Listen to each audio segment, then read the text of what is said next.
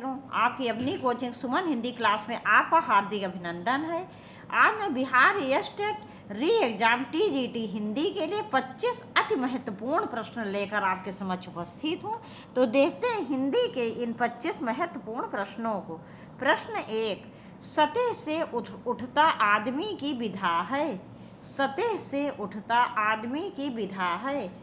ए काव्य, बी कहानी, सी नाटक, डी नाट्य काव्य। इसका विकल्प बी सही है, कहानी। इसका विकल्प बी सही है, कहानी। ये कहानी विधा की रचना है और ये गजानन माधव मुक्तिबोध द्वारा रचित है। किसके द्वारा रचित है? गजानन माधव मुक्तिबोध के द्वारा। इनकी दूसरी प्रसिद्ध कहानी है विपात्र। क्या नाम है? विपात्र। देखेंगे अगला प्रश्न। प्रश्न 2, डॉक्टर नामक कृति की विधा है। ए नाटक, बी प्रहसन, सी कहानी, डी गीत परक। इसका विकल्प ए सही है, नाटक। डॉक्टर नामक कृति नाटक विधा की रचना है और यह शंकर शेष द्वारा रचित है। कौन है इसके रचनाकार? शंकर शेष। देखेंगे अगला प्रश्न। प्रश्न 3, बंगदूत नामक पत्र हिंदी में किसके द्वारा निकाला गया पत्र था? बंगदूत नामक पत्र हिंदी में किसके द्वारा निकाला गया था? ए आचार्य हजारी प्रसाद द्विवेदी, बी राजा राम मोहन राय, सी ईश्वर चंद्र विद्यासागर, डी पंडित जुगल किशोर। इसका विकल्प बी सही है, राजा राम मोहन राय। बंगदूत नामक पत्र राजा राम मोहन राय द्वारा निकाला गया था। ये साप्ताहिक पत्र था, साप्ताहिक रविवारी पत्र था और इसका प्रकाशन हुआ था 1829 से। और कहाँ से प्रकाशित हुआ था? ये कोलकाता से। अगला प्रश्न।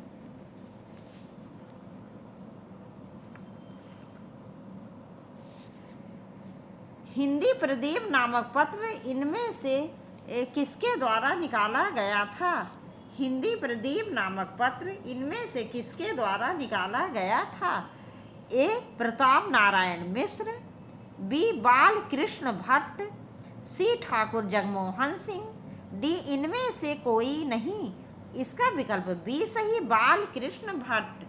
बाल कृष्ण भट्ट ने हिंदी प्रदीप नामक पत्र निकाला था। कहाँ से निकाला था? ये प्रयागराज से।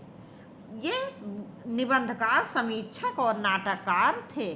देखेंगे अगला प्रश्न। प्रश्न 5, आचार्य रामचंद्र शुक्ल ने प्रेमाख्यान परंपरा का हिंदी में प्रवर्तक प्रथम कवि किसे माना है?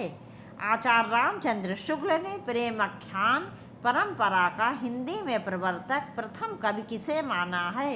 ए कुतुबन, बी ईश्वरदास, सी मुल्ला दाऊद, डी असाइद। इसका विकल्प ए सही है, कुतुबन। आचार्य रामचंद्र शुक्ल ने प्रेमाख्यान परंपरा या सूफी काव्यधारा का प्रथम कवि कुतुबन को माना था। इनकी रचना का नाम था मृगावती। क्या नाम था? मृगावती, जो इन्होंने 1501 में की थी। वैसे अगर आपसे पूछा जाए कि प्रेमाख्यान और सूफी काव्यधारा के प्रथम कवि कौन हैं, तो आप मुल्ला दाऊद लिखेंगे। इनकी रचना का नाम है चंदायन, जो सर्वमान्य है। लेकिन आचार्य रामचंद्र शुक्ल के अनुसार प्रेमाख्यान परंपरा के प्रथम कवि कुतुबन जी थे, जिनकी रचना थी मृगावती। अगला प्रश्न। प्रश्न 6, कबीर की वाणी का संग्रह बीजक कहलाता है। इसके कितने भाग हैं? ए 2, बी 3, सी 4, डी 5। इसका विकल्प बी सही है, 3।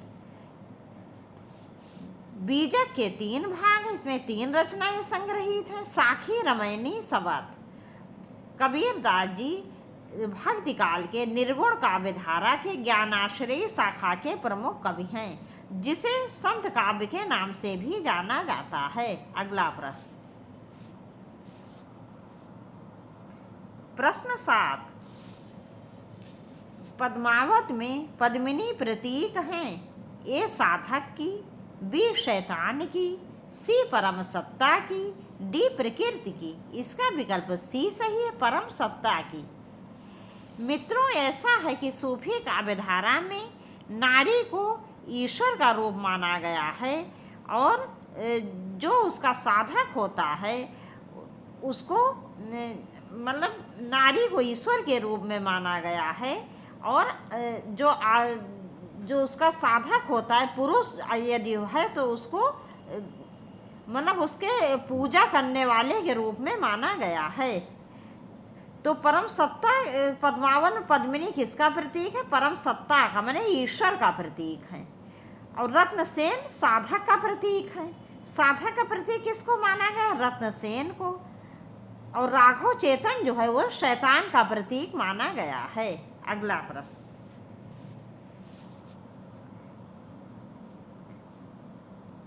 प्रश्न 8, सूरदास जी को जीवनोत्सव का कवि किसने कहा है? एक पंडित रामचंद्र शुक्ल, बी आचार्य हजारी प्रसाद द्विवेदी, बी पंडित महावीर प्रसाद द्विवेदी, डी मैथिली शरण गुप्त। इसका विकल्प ए सही है, रामचंद्र शुक्ल। रामचंद्र शुक्ल जी ने सूरदास जी को जीवनोत्सव का कवि माना है और तुलसीदास जी को लोक मंगल का कवि माना है। देखेंगे अगला प्रश्न, प्रश्न 9, जिस काव्य पंक्ति में प्रयुक्त किसी एक ही शब्द के एक से अधिक अर्थ हो उस पंक्ति में अलंकार होता है। ए रूपक, बी अनुप्रास, सी यमक, डी श्लेष। इसका विकल्प सी सही है, यमक। जिस काव्य पंक्ति में एक शब्द के दो या दो से अधिक अर्थ होते हैं तो वहाँ जिस काव्य पंक्ति में प्रयुक्त किसी एक शब्द के एक ही शब्द के एक शब्द के एक से अधिक अर्थ होते हैं उस पंक्ति में अलंकार होता है। इसका विकल्प डी सही होगा, श्लेष। इसका विकल्प डी सही है, श्लेष। तो मित्रों, जहाँ पर एक शब्द केवल एक बार आता है उसके अर्थ दो या दो से अधिक होते हैं वहाँ श्लेष अलंकार होता है। अन्य विकल्प देख लेते हैं। ये यमक अलंकार, विकल्प सी, यमक अलंकार श्लेष अलंकार का उल्टा होता है। जहाँ एक शब्द दो या दो से अधिक बार आता है उसके अर्थ भी अलग अलग होते हैं वहाँ यमक अलंकार होता है। रूपक अलंकार कहाँ होता है? जहाँ उपमेय में उपमान का भेद रहित आरोप होता है, मतलब उपमेय और उपमान में कोई अंतर ही नहीं रह जाता, वहाँ रूपक अलंकार होता है। अनुप्रास अलंकार कहाँ होता है? जहाँ एक ही वर्ण की आवृत्ति बार बार होती है वहाँ अनुप्रास अलंकार होता है। अगला प्रश्न, प्रश्न 10, अन्न को बचाने वाली अग्नि है। ए जठराग्नि, बी बड़वाग्नि, सी दावाग्नि। ये सी होगा, टाइपिंग की मिस्टेक है, सी दावाग्नि, डी दावा नल। इसका विकल्प ए सही है, जठराग्नि। अन्न को बचाने वाली अग्नि जो होती है उसे जठराग्नि कहते हैं। बड़वाग्नि कहते हैं समुद्र में लगने वाली आग को, और दावाग्नि या दावानल कहते हैं जंगल में लगने वाली आग को। अगला प्रश्न, इनमें से कौन सा वाक्य शुद्ध है? ए सीता ने यह कहा, बी सीता ने यह कही, सी सीता यह कही, डी सीता यह कहा। इसका विकल्प ए सही है, सीता ने यह कहा। अगला प्रश्न, प्रश्न 12, भला मैं क्या कर सकता हूँ? वाक्य में भला शब्द है। ए संज्ञा, बी सर्वनाम, सी विशेषण, डी अव्यय। इसका विकल्प डी सही है, अव्यय। मित्रों, अव्यय वो शब्द होते हैं जो लिंग वचन काल कारक आदि के आधार पर किसी भी रूप में जिनका रूप परिवर्तित नहीं होता है, मतलब किसी भी दशा में उनके रूप में कोई बदलाव, कोई परिवर्तन नहीं होता है, वे अव्यय शब्द कहलाते हैं। जैसे भला, तथा, यथा, और, चूंकि, क्योंकि, ज्यों त्यों, जैसे तैसे, यहाँ वहाँ, तो इस प्रकार से बहुत से अव्यय शब्द होते हैं। अगला प्रश्न, प्रश्न 13, वर्णिक छंदों में किसका विचार होता है? ए वर्ण का, बी मात्रा और वर्ण का, सी मात्रा का, डी वर्ण की गुरुता का। इसका विकल्प ए सही है, वर्ण का। वर्णिक छंदों में मित्रों वर्णों का विचार होता है, केवल वर्ण गिने जाते हैं बस। और मात्रिक छंदों में मात्राओं की गणना की जाती है। ये ह्रस्व और दीर्घ दो होती मात्राएं। मात्रिक छंदों को 3 भागों में बांटा गया है: सममात्रिक छंद, अर्ध सममात्रिक छंद और विषम मात्रिक छंद। अगला प्रश्न, प्रश्न 14, प्रश्न 14, चूलिका किसका भेद है? ए पाली, सी अपभ्रंश, बी प्राकृत, डी फारसी। इसका विकल्प बी सही है, प्राकृत। इसका विकल्प बी सही है, प्राकृत। चूलिका प्राकृत का भेद है। जैसे कि सबसे प्राचीन भाषा संस्कृत थी, संस्कृत को 2 भागों में बांटा गया: वैदिक संस्कृत, लौकिक संस्कृत। फिर पाली आई जो बौद्ध धर्म की भाषा थी, फिर प्राकृत आई जो जैन धर्म की भाषा थी, फिर अपभ्रंश, अपभ्रंश को मुख्य रूप से 6 भागों में बांटा गया है। अगला प्रश्न, प्रश्न 15, राधा गीत गाएगी, वाक्य में काल पहचानिए। एक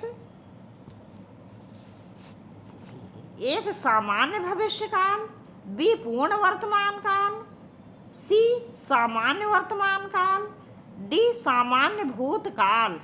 इसका विकल्प 1 सही है, सामान्य भविष्य काल। सामान्य भविष्य काल। गीता गीत गाएगी, तो मित्रों जहाँ आने वाले समय में कार्य का होना निश्चित रहता है कि कार्य होगा ही होगा, वहाँ पर सामान्य भविष्य काल होता है। जैसे राधा गीत गाएगी, यहाँ पर आने वाले समय में कार्य का होना निश्चित है कि राधा गीत गाएगी, माने आने वाले समय में राधा गीत गाएगी, कार्य का होना निश्चित है, इसलिए यहाँ सामान्य भविष्य काल है। अगर यदि होता कि शायद आने वाले समय में राधा गीत गाएगी, तो ये हो जाता संभाव्य भविष्य काल। अगला प्रश्न, प्रश्न 16, आचार्य किशोरीदास वाजपेयी के मत से हिंदी में कितने कारक हैं? ए 6, बी 7, सी 8, डी 5। इसका विकल्प ए सही है, 6।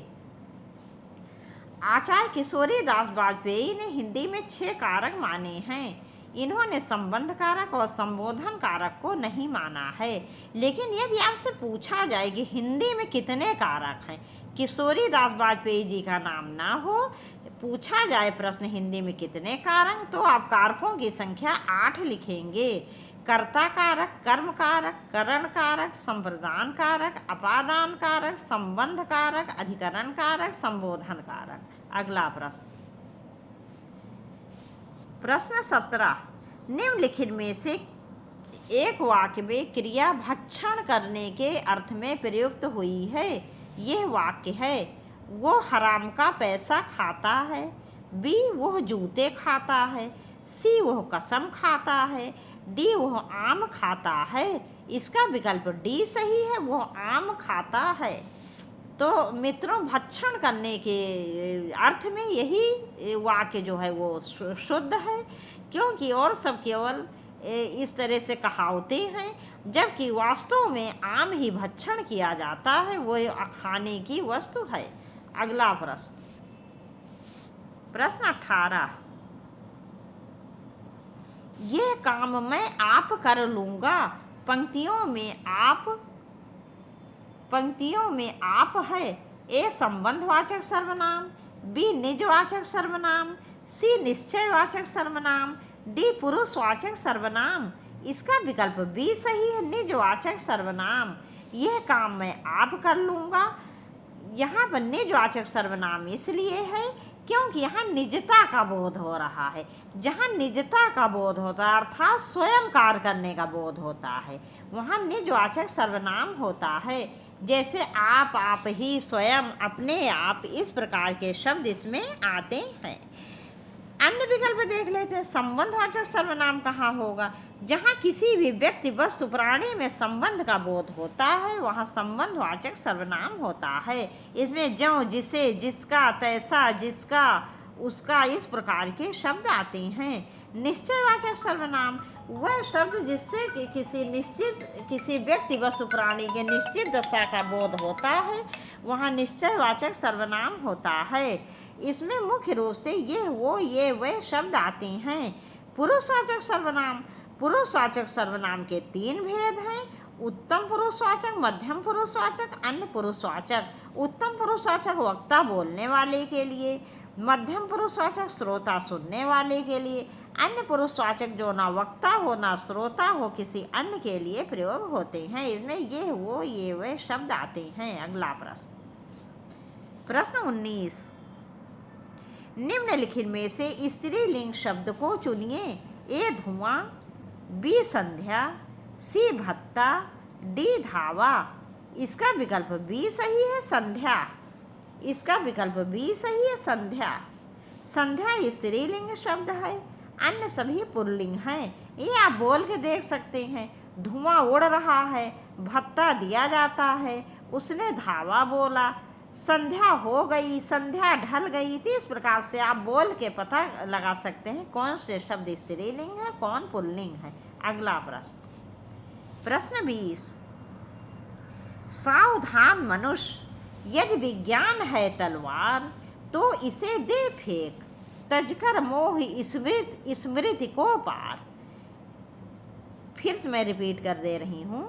सावधान मनुष्य, यदि विज्ञान है तलवार तो इसे दे फेंक, तज कर मोह स्मृति को पार।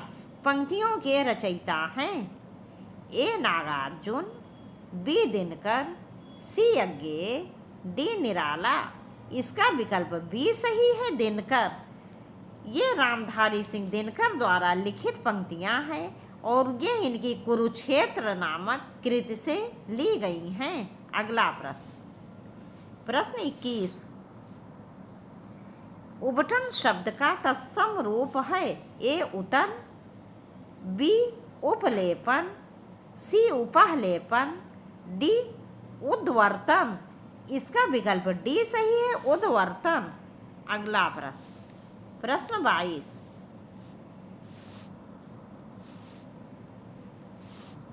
प्रश्न 22, जुगुप्सा स्थायी भाव होता है। ए वीर रस का, बी रौद्र रस का, सी अद्भुत रस का, डी बीभत्स रस का। इसका विकल्प डी सही है, बीभत्स रस का। बीभत्स रस का स्थायी भाव जुगुप्सा होता है। मित्रों, बीभत्स रस वहाँ होता है जहाँ किसी घृणित वस्तु को देखकर आपके मुंह से निकल जाए छी छी। कोई भी ऐसा गंदा घृणित दृश्य हो, जैसे मान लो आप कहीं जा रहे हों, कोई मरा पशु पड़ा है सड़क पर जो सड़ रहा है, तो इस प्रकार से आपको देखकर घिन लग जाए, आपके मुंह से निकल जाए छी छी। तो ऐसा घृणित दृश्य जब हम देखते हैं तो वहाँ बीभत्स रस होता है जिसका स्थायी भाव होता है जुगुप्सा या घृणा। अगला प्रश्न 23, समास की अधिकता ओज कहलाती है। ओजस समास भू स्तवम, ये किसका कथन है? ए भरत, बी वामन, सी रूपक, डी दंडी। इसका विकल्प बी सही है, वामन। अगला प्रश्न 24, जगदीश शब्द की सही संधि है। ए जगत विराम प्लस ईश, बी जगत प्लस ईश, सी जगत प्लस ईश, डी जगत प्लस ईश। इसका मित्रों विकल्प बी सही होगा, जगत प्लस ईश। यहाँ पर व्यंजन संधि है। जगत प्लस ईश जगदीश, ये जो पहले की जगह कहीं पर तीसरा वर्ण हो जाता है, कहीं पर पांचवा वर्ण हो जाता है। तो ता था दा, ता था दा, यहाँ ता की जगह तीसरा वर्ण हो गया है दा। और ये व्यंजन संधि है। व्यंजन संधि की सबसे बड़ी पहचान ये होती है कि यदि संधि किसे कहते हैं, दो वर्णों के मेल से होने वाले विकार या परिवर्तन को संधि कहते हैं। तो स्वर संधि में दोनों तरफ मतलब पहले शब्द का अंतिम वर्ण और दूसरे शब्द का पहला वर्ण, तो जो पहले शब्द का अंतिम वर्ण होगा उसमें सबसे पहले क्या रहेगा, स्वर रहेगा, और दूसरे में भी स्वर रहेगा। और व्यंजन संधि में पहला वर्ण व्यंजन रहेगा और दूसरा स्वर या व्यंजन में से कुछ भी हो सकता है। और विसर्ग संधि आप कैसे पहचानोगे, जो पहला वर्ण रहेगा वो विसर्ग रहेगा और दूसरा वर्ण विसर्ग, वो दूसरा वर्ण कभी विसर्ग नहीं रहेगा। स्वर या व्यंजन में से कुछ भी हो सकता है। तो स्वर संधि में पहला और दूसरा वर्ण स्वर रहेगा। व्यंजन संधि में सदैव पहला वर्ण व्यंजन रहेगा, दूसरा स्वर या व्यंजन में से कुछ भी हो सकता है। और विसर्ग संधि में पहला वर्ण विसर्ग रहेगा और दूसरा वर्ण स्वर या व्यंजन में से कुछ भी हो सकता है। तो जगदीश शब्द क्या है, व्यंजन संधि का उदाहरण है। यहाँ ता की जगह ये गा हो गया है, मतलब ये पहले वर्ण की जगह तीसरा वर्ण हो गया है। अगला प्रश्न, प्रश्न 25। प्रश्न 25 तथा इस वीडियो का अंतिम प्रश्न। बड़े बड़ाई ना करें, बड़े न बोलें बोल, रहीमन हीरा कब कहें, लाख टके का मोल। रहीम द्वारा लिखित इन पंक्तियों में बड़े शब्द का प्रयोग जिस रूप में हुआ है वो है ए विशेषण, बी संज्ञा, सी सर्वनाम, डी क्रिया विशेषण। इसका विकल्प बी सही है, संज्ञा। यहाँ पर मित्रों संज्ञा शब्द है ये, और ये कौन सी संज्ञा, ये जातिवाचक संज्ञा है। यहाँ पर बड़े शब्द जो है विशेषण नहीं है, यहाँ उन बड़े लोगों के लिए कहा गया है कि जो कि अपनी बड़ाई स्वयं नहीं करते हैं। तो इस प्रकार के लोगों की भी संख्या बहुत होती है, इसलिए यह जातिवाचक संज्ञा का उदाहरण है। अब यहीं पर ये वीडियो समाप्त कर रहे हैं। मुझे पूरा विश्वास है सभी प्रश्न आपको बहुत अच्छी तरह समझ में आएंगे। और मित्रों, इस वीडियो को ज़्यादा से ज़्यादा शेयर करिए। आप सभी वीडियो ज़्यादा से ज़्यादा शेयर किया करिए। यह वीडियो पसंद आए तो प्लीज़ एक लाइक, एक कमेंट से ज़रूर किया करिए। अब यहीं पर ये वीडियो समाप्त कर रहे हैं। आपसे जल्दी मिलेंगे बहुत अच्छे प्रश्नों के साथ। नमस्कार।